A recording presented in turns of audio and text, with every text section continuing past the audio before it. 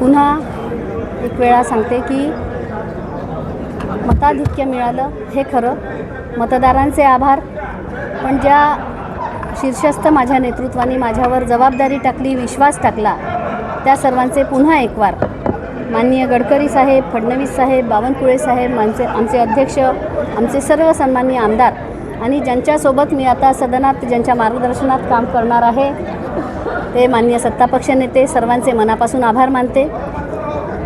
आपण प्रायोरिटीज विचारल्या। हे शहर ऐतिहासिक शहर आहे, संघभूमी, दीक्षाभूमी या सर्व अर्थाने, आणि प्रायोरिटीज जे आपण म्हटलं, नागरिकांसाठी सुविधांयुक्त शहर व्हावं या अर्थाने काम करायचं आहे। मूलभूत गरजा पूर्ण व्हाव्या, पर्यावरणाचं रक्षण व्हावं, महिलांच्यासाठी खरं म्हणजे सर्वांच्या स्वास्थ्यासाठी काम करायचं आहे। त्यातल्या त्यात महिलांसाठी काही विशेष गोष्टींचं लक्ष दिलं पाहिजे या अर्थाने देखील काम करायचं आहे। आपल्याला सर्वांना खूप मनापासून धन्यवाद देते। आज पहिल्यांदा आपली या अर्थाने भेट होते आहे। शहरासाठी चांगलं काम करायचा मानस आहे।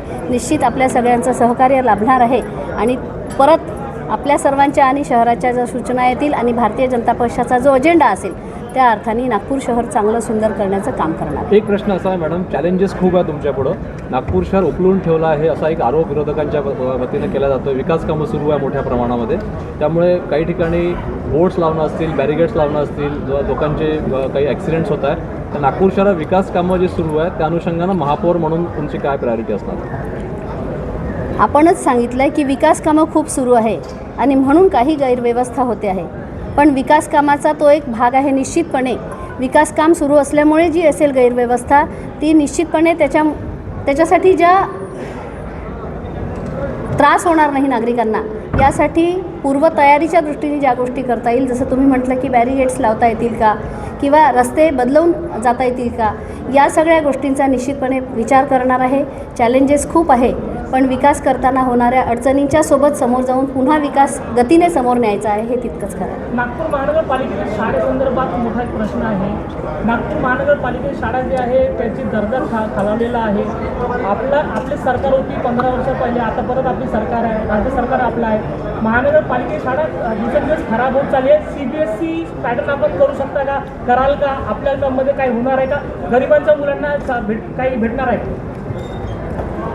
महानगरपालिकेमध्ये खरं तर आपल्याला माहिती आहे की शाळा, महानगरपालिका प्राथमिक शिक्षण देण्याचं काम महानगरपालिकेचं कर्तव्यातलं काम आहे। आणि आपण जे विचारलं की CBSE शाळा, मी तुम्हाला बहुधा माहिती असावं, नसेल तर मी सांगते की महानगरपालिकेने इंग्रजी माध्यमाच्या शाळांची सुरुवात केव्हाच केलेली आहे आणि तो स्तर उंचावण्याचाही प्रयत्न आहे। निश्चित हा प्रयत्न राहणार आहे की सर्वसामान्यांच्या मुलांसाठी, पाल्यांसाठी निश्चितपणे चांगलं शिक्षण देण्यासाठीचा प्रयत्न सुरू झालेला आहे, तो अधिक गतीने समोर येईल। 114 शाळा आहे महानगरपालिकेच्या, त्या पूर्ण CBSE होतील की इंग्लिश मीडियम होतील का? इंग्लिश मीडियम निश्चित झालं पाहिजे, पण पूर्ण इंग्लिश मीडियम व्हाव्या म्हणजे मराठी बंद व्हावं असं जर वाटत असेल आपल्याला, समजा कुठेतरी जर असा विषय असेल तर निश्चितपणे आपण महाराष्ट्रात राहतो, मराठी शाळेच्या माध्यमातून मराठीचं रक्षण करण्याचं काम देखील आपलं आहे, त्यामुळे मराठी ही तेवढ्याच ताकदीने त्या ठिकाणी वर्गाचं कल जे आहे इंग्लिश मीडियमकडे आहे आणि अशा तुम्हाला अपडेट व्हावं लागेल की नाही लागेल? मला अपडेट झालं पाहिजे की नाही? मला तेच म्हणायचं आहे की महाराष्ट्रातली शाळा आहे तिथले मराठी देखील तेवढीच ताकदीने राहणार आहे आणि सोबत इंग्रजीची जी गरज आहे ती इंग्रजी शाळांची सुरुवात महानगरपालिकेने केलेली आहे, ती अधिक गतीने करणार। आणखी महानगरपालिका शाळा किती होईल? 6 शाळा केले, 7 शाळा तुम्ही केले, 114 शाळा आहे, किती शाळा इंग्लिश मीडियम करणार? आज पूर्ण हवंय का? निश्चित बसणार आहे। एकदा सगळ्या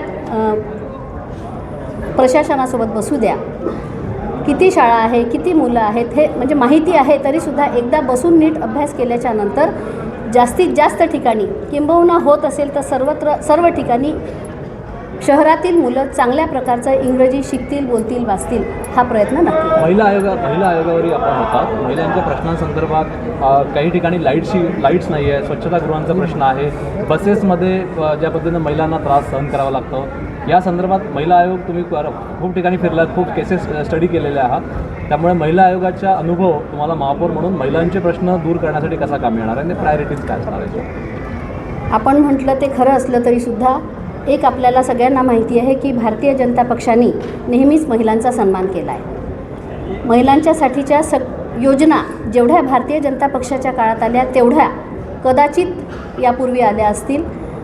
अगदी सुरुवात केली तुम्ही समजा आपण तर शौचालय मुक्तते म्हणजे महिलांचा सन्मान राखण्यासाठी शौचालय घरोघरी असावे इतकी म्हणजे ही छोटी गोष्टच नाही. ही गोष्टसुद्धा लाल किल्ल्यावरून जेव्हा आमचे पंतप्रधान सांगतात तर महिलांच्या सन्मानाच्या विषयी कुठेही निश्चितपणे भारतीय जनता पक्षाच्या मनात कायम आदर आहे, कायम महिलांचा आदर आहे. आणि तुम्ही जे म्हटलं ते की स्वच्छतागृहांचा विषय आहे, निश्चितपणे त्याची कमतरता आहे, बरीच कमतरता आहे. पण मी मघाशी देखील म्हटलं की सगळ्यांच्या स्वास्थ्याचा विचार करायचा आहे, पण महिलांच्या स्वास्थ्याचा विचार करत असताना स्वच्छतागृहांचं प्रमाण खूप जास्ती प्रमाणात वाढवण्याचं आम्ही निश्चित ठरवलं आहे. तुम्हाला नजीकच्या भविष्यात या दृष्टीने काम करताना महानगरपालिका दिसेल. तो नमस्कार.